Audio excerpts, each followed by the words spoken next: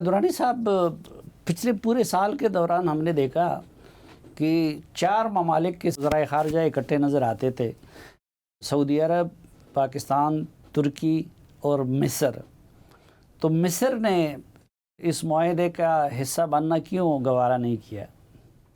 मेरे ख्याल में अभी तो मैं इस पे नहीं कह सकता, लेकिन यकीनन वो भी लूप में होंगे और शायद जल्द या बदेर वो भी इसका हिस्सा बन जाएंगे, क्योंकि जैसे एयर मार्शल साहब ने फरमाया बाकी गल्फ़ स्टेट्स जो हैं वो भी इसकी तरफ मुतवज्जा हो चुकी होंगी। बात ये है कि ये इस तरह के जो मुआहदे हैं ये आफ्टर लॉन्ग डिस्कशन ये बनते हैं, ऐसे ही एकदम से नहीं बन जाते।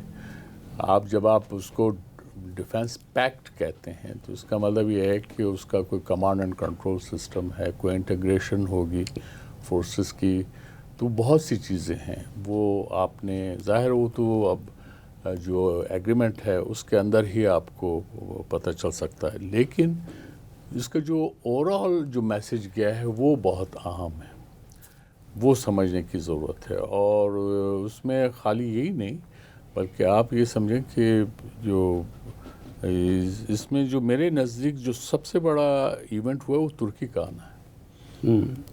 यानी इसको अगर आप देखेंगे तो इसका मतलब क्या है? इसका मतलब है कि तुर्की का भी क्लियर मैसेज है to European union and to NATO also that this is the alliance. और इसका जो दूसरा अहम जो इसका मकसद है वो रीजनल सिक्योरिटी को मजबूत करना।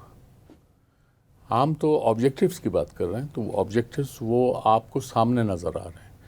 उसके बाद डाउन द लाइन जो उसका इम्पैक्ट होगा और उसकी इम्प्लिकेशंस होंगी वो यकीनन उसकी इंटरप्रिटेशन हो सकती है, उसमें इंटरप्रिटेशन में इख्तलाफ भी हो सकता है, सब है। लेकिन जो डिप्लोमेटिक पॉइंट ऑफ व्यू से जो बात सामने आई है कि ये 3 ममालिक इस वक्त उन्होंने ऐलान कर दिया है और बाकी जो ख़िते के ममालिक हैं वो इस मामले में वो ज़ाहिर उनके साथ नेगोशिएशंस होंगी। ये इससे कि बड़ा अलायंस है। OIC जो है जब वजूद में आया था तो एक हादसे की वजह से वो आया था, जो यरूशलेम में अल-कुद्स शरीफ पे जब आग लगाई गई थी तो उसके नतीजे में वो वजूद में आया था। तो उस वक़्त पूरी इस्लामिक उम्मा एक साथ हो गई। देखो उन्होंने कोई डिफेंस के नाम की कोई चीज़ नहीं थी उसमें। यहाँ पे बाकायदा जंग हुई है, यहाँ पे ईरान पे हमला हुआ है और ये अब हम इसमें जो है बाकी उनके जो डिट्रैक्टर्स हैं वो उसको सेक्टेरियन रुख भी देंगे, ये भी लेकिन ईरान तो OIC का भी मेंबर है। तो ईरान के साथ जहाँ तक हमारा इस्लामी वो है वो बिल्कुल एक सिम्बायोटिक रिलेशनशिप है, वो जुदा नहीं है। तो मेरे नज़दीक ये जो इस वक्त है, मसलन अब वो कहते हैं कि जी ये ईरान के ख़िलाफ़ होगा से पाकिस्तान ने जब ये यमन की जंग आई, सऊदी ने उस पर हमला किया, हमसे भी कहा गया कि आप उस पर अपनी फ़ौजें भेजें, तो हमारी पार्लियामेंट ने उसको इनकार किया था। वजह ये कि ये पाकिस्तान की अपनी पॉलिसी रही है कि अगर मुस्लिम ममालिक के दरमियान कोई झगड़ा होता है तो हम साइड नहीं लेंगे, हम कोशिश ये करेंगे कि उनके दरमियान मीडिएशन कराएं। तो इसलिए हमें अपना रोल भी समझने की ज़रूरत है बहैसियत पाकिस्तान। तो उसका ये हुआ कि सऊदी अरबिया में नाराज़गी रही कुछ अर्सा, लेकिन बाद में उन्होंने भी रियलाइज़ किया कि ये बात ठीक है। यमन वो वाहिद पार्लियामेंट थी, ये ज़रा हट कर, कि जिसने पाकिस्तान के न्यूक्लियर एक्सप्लोजन पे उसको मुबारकबाद दी थी। बाकी इस्लामिक ममालिक ने पाकिस्तान को कंडेम किया था बशमूल सऊदी अरबिया और ईरान की। प्राइवेटली हमें कहते थे कि आपने बहुत अच्छा किया, मुबारक हो। लेकिन ये सियासत है, डिप्लोमेसी में ये होता है। लेकिन इस वक्त जो ये चीज़ें सामने आ रही हैं इसको मज़ीद, लेकिन वो तो यमन की हुकूमत की साइड वाली पार्लियामेंट थी ना, जो इस वक्त सऊदी अरब की साइड पे। जो 98 की बात हो रही है, ये बात तो आ रही है 2015 की। बहुत पानी बह चुका था, दरिया नील से बहुत ज़्यादा पानी बह चुका, तो इसलिए बात ये है कि ये चीज़ें बदलती रहती हैं वक्त के साथ। तुर्की उस वक्त जो है जब ये था तो बहुत कीन कैंडिडेट था यूरोपियन यूनियन का। वजह क्या है? यूरोपियन यूनियन ने उनको बावजूद इसके कि वो गोरों से ज़्यादा गोरे हैं, यूरोपियन से ज़्यादा वो यूरोपियन थे, وہ جو ہے فیئرسلی سیکولر تھے، لیکن کیا وجہ ہو ان کو نہیں، وجہ یہ تھی کہ وہ مسلمان تھا. تو Turkey is coming back to its folds, اور یہ آپ کو اب ترکی جا کے نظر آتا ہے، بڑا واضح طور پہ نظر آتا ہے. پہلے اسکارف ایک ریئرٹی ہوتی تھی، آج وہ بڑا پرومیننٹلی نظر آتا ہے. درانی صاحب، جب OIC کبھی کوئی مؤثر کردار ادا نہیں کر سکا، GCC کبھی کوئی مؤثر کردار ادا نہیں کر سکا، تو یہ کیسے کر سکے گا؟ اس میں اور ان میں کیا فرق ہے؟ دیکھیے، اب وہ جو بڑے گرینڈ قسم کے جو آئیڈیاز رہے ہیں OIC ان میں سے ایک ہے. اب آپ دیکھیں اس گلف وار میں OIC نے کیا رول پلے کیا؟ کچھ بھی نہیں. وجہ کیا تھی؟ اس میں ڈیوائیڈڈ ہاؤس تھا، لیکن اس ڈیوائیڈڈ ہاؤس کی وجہ سے آپ یہ نہیں ہمیشہ سے ڈیوائیڈڈ رہ سکتے. تو یہ جو ٹرائی پارٹائٹ، یہ جو ایگریمنٹ ہے، یہ ایک ریالٹی ہے، ریالٹی آن گراؤنڈ ہے کہ جس سے آپ متاثر ہوتے ہیں.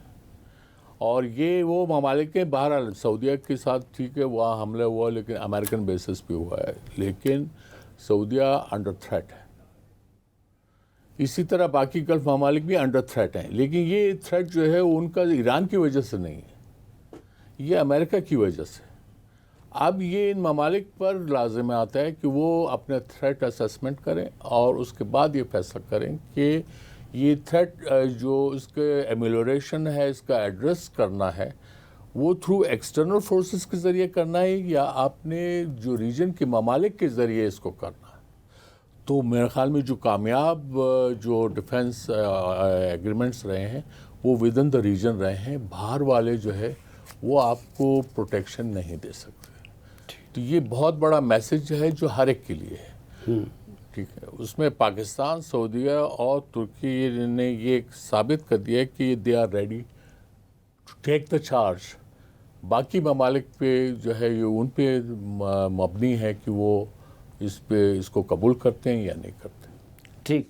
ارمارسن صاحب، اس وقت آپ دیکھ رہے ہیں کہ نیٹو بھی اتنا مؤثر نہیں رہا، بلکہ نیٹو کا زوال کا آغاز نظر آتا ہے. تو ان حالات میں کیا یہ فیوچر میں جا کے ایک مسلم نیٹو کی شکل اختیار کر سکتا ہے؟ ایز اے مسلمان تو میری یہ خواہش ہے کہ مسلم نیٹو بن جائے ایونچولی، کیونکہ دیکھیے نیٹو جو ہے نا وہ بیسکلی کلیکٹیو سیکیورٹی کی بنیاد کے اوپر بنا تھا، اور وہ جو کلیکٹیو سیکیورٹی تھی اس کے اندر جو یورپ تھا اس کا بہت کم رول تھا. اور امریکہ نے بیسکلی 1945 کے بعد یورپ کو یہ ایشورنس دی تھی کہ میں آپ کو سیکیورٹی پرووائڈ کروں گا اگینسٹ USSR. ٹھیک ہے نا. اور اس کی وجہ سے اگر آپ دیکھیں کہ یورپ کے اندر جو ہے ڈیفنس پروڈکشن یا ڈیفنس ایوولوشن جو ہے نا وہ بہت کم ہوگی. اور اس لیے آج جس طرح آپ بالکل صحیح فرما رہے ہیں کہ اب نیٹو کا ہم زوال دیکھ رہے ہیں، تو نیٹو کا زوال اس لیے ہے کہ جب پولیٹیکلی امریکہ اور یورپ ایک طرف آئی ٹو آئی نہیں دیکھ رہے، ایک دوسرے ایک ساتھ نہیں دیکھ رہے، تو یورپ کو یہ احساس ہو رہا ہے کہ ہمارے پاس تو کوئی ڈیفنس کیپیبلٹی اپنی ہے ہی نہیں. اب اگر آپ دیکھیں کہ یورپ کے ممالک جو ہیں وہ اپنی ڈیفنس کیپیبلٹیز کو دوبارہ ریوائیو کرنے کی کوشش کر رہے ہیں by spending more money on defence. ٹھیک ہے نا. یہاں جو ہے یہ جو ٹرائیلیٹرل ایگریمنٹ ہوا ہے، میرا خیال یہ مسلمان کنٹریز 3 اسٹرانگسٹ کنٹریز ہیں. ٹھیک ہے نا. سعودی عربیہ جو ہے وہ فائنینشلی بہت اسٹرانگ ہے اور مسلم امہ کو اس وقت لیڈ کر رہے ہیں. ترکی جو ہے اس کا انڈسٹریل بیس بہت وائڈ ہے، اور خاص طور پہ جو اب وہ 2 چیزیں بنا رہا ہے، ایک جو ڈرونز ہیں جو بڑے ہائی ٹیک ڈرونز ہیں ان کے، اور دوسرا وہ ایک 5th جنریشن ایئر کرافٹ بنا رہے ہیں بائی کان. ٹھیک ہے نا. سو اس کے لیے ان کو بھی ڈیفینیٹلی فنڈنگ چاہیے. So Saudi Arabia can become one good source کہ اگر وہ کان پروجیکٹ کا حصہ بن جائے. Pakistan on the other hand ایک ہارڈنڈ ملٹری لے کر آ رہے ہیں جو کہ کیا کہتے ہیں وار ٹیسٹڈ ہیں، اور we are the only nuclear power in the world. So جب یہ ساری یعنی کہ مسلمان ممالک 3 اسٹرانگ مسلمان ممالک آپس میں اکٹھے ہو جاتے ہیں، تو یہ بہت چانسز ہیں کہ جو دوسری مسلمان کنٹریز جو ہیں وہ اپنے آپ کو اس کے ساتھ اٹیچ کرنے کی کوشش کریں. سب سے پہلے جو ہے نا میرا خیال گلف کنٹریز اس کے اندر شامل ہوں گی، پھر مڈل ایسٹرن کنٹریز اس میں شامل ہوں گی، جس میں نارتھ افریقن کنٹریز جس کو آپ کاؤنٹ کر لیں. لیکن the best thing to happen will be کہ یہ مسلم نیٹو ایکچولی اس وقت بنے گی جب ایران اس کا حصہ بنے گا.